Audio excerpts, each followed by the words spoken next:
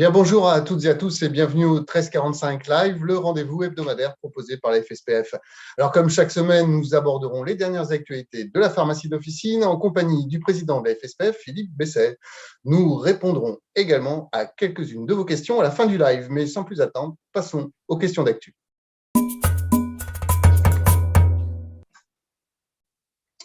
Bonjour Philippe. Bonjour Christophe. Alors, le Premier ministre Jean Castex a annoncé hier soir que la campagne de rappel vaccinal pour les 12-17 ans démarrerait lundi, mais aussi que les pharmaciens pourraient vacciner les enfants de 5 à 11 ans. Alors, savez-vous à partir de quelle date? Alors, concrètement, Est-ce que c'est officiel déjà et à partir de quelle date? Voilà. Concrètement, la décision de la HAS ne précisait pas les effecteurs. C'est-à-dire qu'elle n'interdisait pas, ni n'autorisait pas spécifiquement telle ou telle catégorie d'effecteurs à vacciner les enfants. Le Premier ministre donc, a indiqué hier qu'il y aurait donc, que les pharmaciens allaient pouvoir vacciner les petits, les 6-11 ans. Donc un DGS urgent va le matérialiser, probablement ce week-end. Mais il faut savoir que ça veut dire que le portail de commande sera ouvert pour les pharmaciens lundi et que, comme d'habitude, nous aurons les vaccins pédiatriques à disposition 10 jours plus tard. Donc, pour répondre très concrètement à votre question, vous allez avoir le DGS urgent qui va dire les choses ce week-end. Vous allez pouvoir commander très probablement lundi les vaccins pédiatriques et donc ce sera possible à partir du moment où vous avez les vaccins, c'est-à-dire dans 10 jours. D'accord. Okay, donc dans 10 jours. Et donc, et pour les 12-17, à partir de lundi, ça c'est possible aussi? Voilà. Pas de souci, pour les 12-17, c'est à partir de lundi. Donc, ça, par contre, c'est une dose normale. C'est une dose normale. Donc, on peut commencer à partir de lundi. Pour rappel, donc, on a beaucoup plus forte allocation de vaccins Pfizer lors de la dernière livraison. Et ce sera désormais pérenne. C'est-à-dire qu'on va pouvoir avoir au moins 8 flacons Pfizer par livraison, peut-être des fois plus. Donc, ça veut dire que désormais, on peut ouvrir la vaccination pour les jeunes autant qu'on veut en officine. Et ça va être notre cœur de métier, en fait, pendant ce mois de février. Il faut qu'on arrive à faire en sorte que l'ensemble des jeunes aient la 3e dose. Alors, en dehors des négociations conventionnelles que nous aborderons dans quelques instants, vous avez eu un entretien avec le directeur général de l'assurance maladie mercredi soir au sujet des prix des autotests. Alors, leurs prix vont baisser, c'est ce qu'il vous a dit? Oula, c'est beaucoup plus complexe que ça. D'accord. On va commencer cet entretien avec le directeur de l'assurance maladie. Il a commencé par les masques. Il est question, et ce sera probablement annoncé dans un journal officiel qui aura lieu, qui se paraîtra demain. Donc, vous savez, c'est toujours le même rythme. Le journal officiel paraît demain matin, le DGS urgent dimanche dans la journée, ça commence lundi matin. Donc, ça veut dire que nous devrions avoir, dans les temps à venir, peut-être pas cette semaine, des masques FFP2 à distribuer aux patients comorbides sur prescription médicale. D'accord. En lieu et place donc, des masques chirurgicaux. Donc, attendons de savoir. Le tarif n'est pas encore complètement abouti, mais il sera de toute façon inférieur à 30 centimes le masque. Donc, préparez-vous à ça dans les temps à venir. Sur les autotests. Sur les autotests, effectivement, le directeur a commencé à nous annoncer qu'il réfléchissait à une baisse des tarifs sur les autotests, mais c'est assez complexe parce que le gouvernement est très attaché à ce que la filière française d'autotests soit maintenue afin de ne pas dépendre exclusivement de la Chine. Or, les prix de revient français ne sont pas compatibles avec les tarifs qu'ambitionne le directeur de l'assurance maladie. Donc, ce n'est pas encore abouti. En revanche, il y a plusieurs choses qui seront dans les tuyaux donc, dès demain. Donc, ce sera au journal officiel de demain, qui seront la distribution par les pharmacies d'autotests au personnel de l'éducation nationale. Donc, la liste de ces personnels sera définie dans l'arrêté de demain, les enseignants à coup sûr, et ensuite on verra qui d'autre en milieu scolaire aura possibilité d'avoir des autotests. A priori, Ces autotests, il y en aurait 2 pour le mois de janvier, et ensuite 10 pour le mois de février et 10 pour le mois de mars, sur présentation d'un bon qui sera fourni par l'enseignant, par la personne de l'éducation nationale, avec un tarif qui peut paraître étrange parce que ce sera 3,51 € le test x 10 plus 2 € de délivrance. Donc, il y aura un PMR spécifique pour cette délivrance. Et ça, c'est nécessaire parce qu'en fait, l'assurance maladie veut individualiser le coût de ces tests pour elle-même parce qu'elle compte refacturer à l'éducation nationale ce montant. Voilà. Donc, vous aurez tout ça dans le journal officiel de demain, dans vos journaux préférés qui ne manqueront pas de le relater, dans une news de la FSPF qui sera prête dès que possible, et dans un osmose, c'est-à-dire dans un courrier de l'assurance maladie qui, lui, par contre, devrait arriver mardi ou mercredi alors que ça aura déjà commencé. D'accord. Donc, c'est comme d'hab, hein, mais voilà. Voilà pour les autotests, je crois que j'ai fait un peu le tour. Alors, par ailleurs, un arrêté publié au journal officiel du 15 janvier autorise les pharmaciens à organiser des opérations de dépistage du Covid-19. Alors, pouvez-vous nous détailler les changements introduits par ce texte? Pas beaucoup de changements, en fait. Pas beaucoup de changements, en fait. Non, parce qu'en fait, c'était déjà possible, parce que l'arrêté le prévoyait déjà dans les versions précédentes de cet arrêté. Il y a un peu plus d'effecteurs, notamment les retraités et d'autres. Donc, il y a une circulaire de la fédération qui vous indique la liste des effecteurs. Ce qui est intéressant à savoir, c'est que donc c'est un partage de l'acte. Hein. L'acte de prélèvement est perçu directement par le praticien infirmier ou autre qui vient dans l'officine. Et l'acte d'analyse et de traçabilité est perçu par le pharmacien. Donc, ce n'est pas un salariat dans la pharmacie, c'est bien un partage de l'acte entre les différents effecteurs, libéraux et pharmaciens. D'accord. C'était déjà le cas. Ce qui est aussi déjà le cas, malheureusement, c'est que l'ordre des infirmiers s'oppose toujours à cette disposition qui est pourtant réitérée par le ministère. Je ne sais pas où ça terminera entre l'ordre des infirmiers et le ministère de la Santé, mais il y en a un des deux qui va devoir à un moment saisir la justice pour savoir qui a raison. Voilà. Bon, mon cher confrère, vous pouvez en tout cas essayer. Vous avez en tout cas le droit, comme vous avez le droit. Voilà, les infirmiers risquent des soucis avec leur ordre, aussi couverts par le même arrêté. On verra bien. J'ai conscience que c'est un embrouillamini, mais ça fait pas moins que d'un an que ça dure, ce même sketch, et on n'a pas réussi à en voir le bout. Nous allons aborder maintenant le chapitre négociation conventionnelle.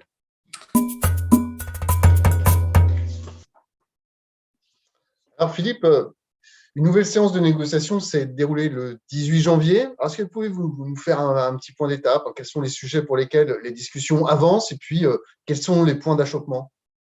Alors, nous avons beaucoup travaillé pendant ces 2 mois, hein, à marche forcée, avec des réunions de travail donc hebdomadaires dans les 6 groupes de travail et avec des restitutions chaque fois en négociation, avec des propositions tarifaires par le directeur. Donc là, nous avions la 2e séance de négociation avec des propositions tarifaires par le directeur de l'assurance maladie. Alors, ce qui avance, c'est que cette convention, dans son volet prévention et acte des pharmaciens, dans ce champ-là, est extrêmement ambitieuse et volontaire. Donc ça, il y a énormément de choses, énormément de nouveaux chantiers à ouvrir pour les pharmaciens. Et ça tombe plutôt bien parce qu'il faut que mes confrères comprennent que cette convention, elle sera applicable dans 6 mois. Parce qu'il y a ce fameux respect de l'ONDAM qui fait que si nous signons au mois de mars, eh bien, la convention sera applicable 6 mois plus tard. Et actuellement, il faut être franc et sincère, on n'a pas le temps de faire quoi que ce soit d'autre que de nous occuper de la pandémie avec les tests et les vaccins de Covid. Mais dans 6 mois, on espère qu'on sera sorti de cette pandémie. Et donc là, ce sera le moment de ces nouveaux actes. Donc tout ça va plutôt bien en termes de calendrier sur les actes.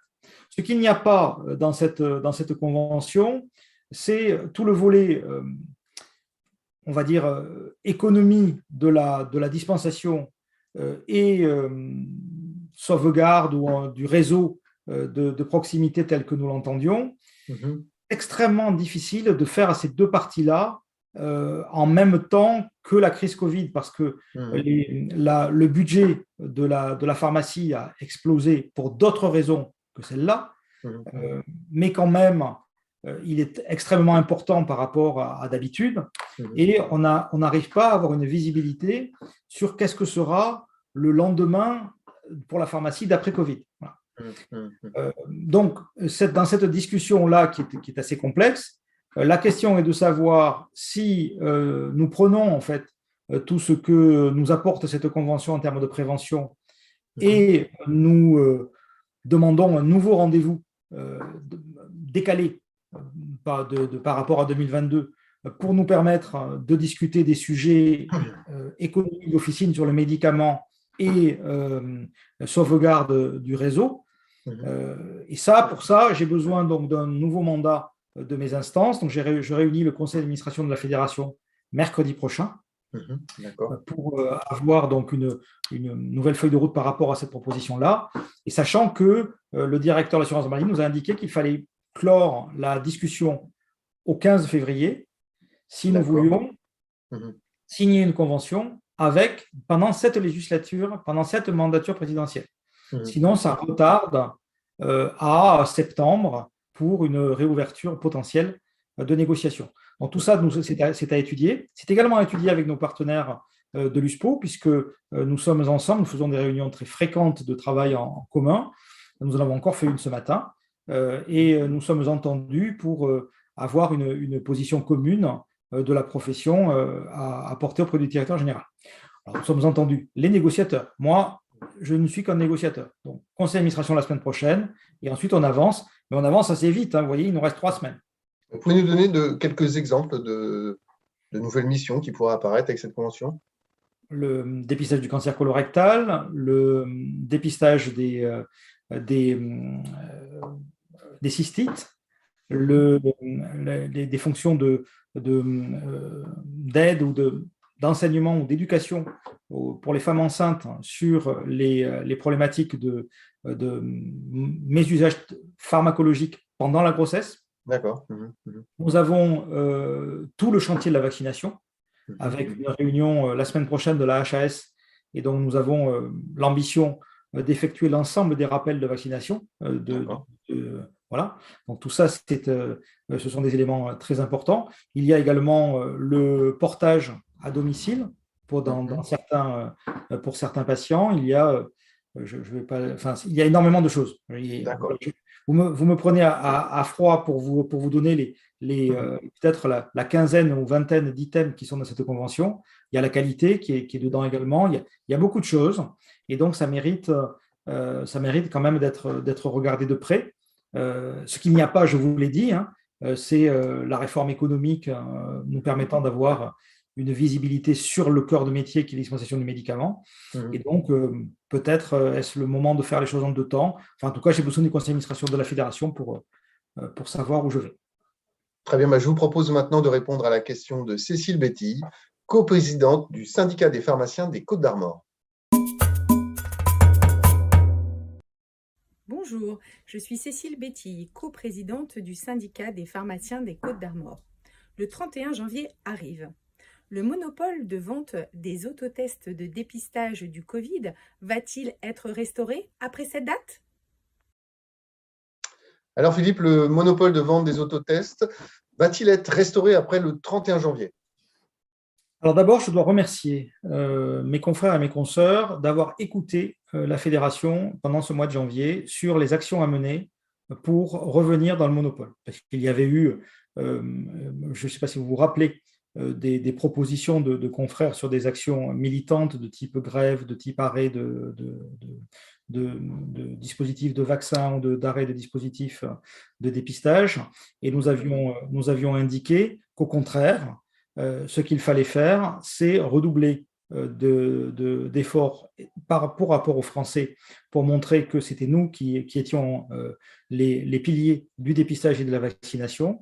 Et nous avions obtenu de l'assurance maladie le remboursement des autotests pour les personnes contacts, et ce qui a fait que les gens sont naturellement revenus en officine pour les dépistages et pour les personnes contacts, et donc le plan a fonctionné. Donc maintenant, pour que j'adore les plans qui se déroulent sans accroc, Christophe, en fait. Pour que le plan continue à fonctionner, eh bien, ça, c'est un peu plus compliqué parce qu'il y a 3 choses à faire. Il faut négocier la sortie de la grande surface des autotests, d'une part.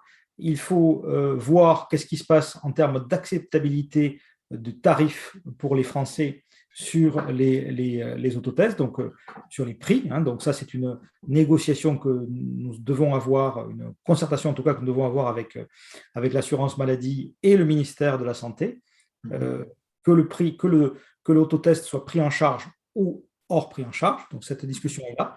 Et enfin, j'en ai parlé un petit peu tout à l'heure, il y a également un 3e aspect des choses, c'est que nous souhaitons favoriser le maintien en France d'une filière de fabrication d'autotests et de tests antigéniques pour ne pas être dépendant de l'étranger.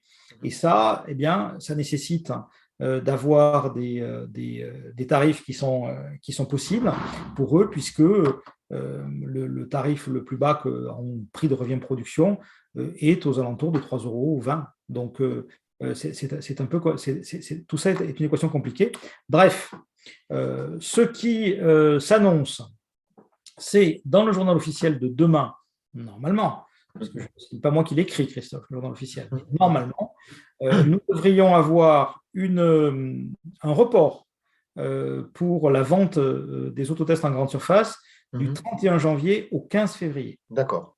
Donc 2 semaines dont il est donc spécifiquement dédié à l'écoulement des stocks, parce qu'il n'est pas question non plus de jeter des matériels qui ont été achetés par donc les distributeurs. Donc 2 semaines de plus est terminé, spécifiquement dédié à l'écoulement des stocks, et ensuite donc retour du monopole au 15 février avec donc cette nouvelle politique dont je vous ai parlé. Voilà. Donc voilà, moi je considère, c'est pas encore terminé, mais nous sommes en position de force, et ça c'est grâce aux pharmaciens. Très bien. Eh bien, nous allons prendre maintenant quelques questions des pharmaciens, justement. Du coup, c'est vous qui les choisissez, Christophe, maintenant. On peut les choisir à 2. Allons-y. Ouais.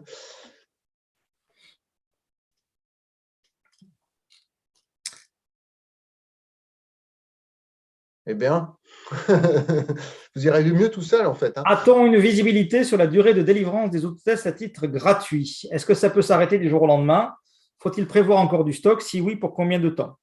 Oui, il faut prévoir du stock, je dirais, jusqu'à la fin de l'état d'urgence en juillet, mais ce n'est jamais complètement sûr qu'on arrête avant, mais en tout cas, on n'arrêtera pas brutalement avant. Donc déjà jusqu'à avril, c'est certain, et probablement jusqu'à fin juillet.